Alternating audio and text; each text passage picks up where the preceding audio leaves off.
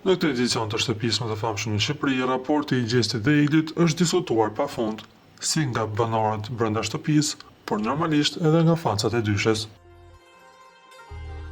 Në puntatën e fundit, Lidian Liço i ka pyetur se çfarë shenje janë në horoskop. Igli ka treguar se ajo është virgjëresh, kurse Gjesti është dem. Ajo ka treguar se këto shenja shkojnë shumë, por në rastin e tyre nuk bëjnë. Andaj përgjigjja e Gjestit mori vëmendje në rrjet duke theksuar se ndoshta është ardhuc.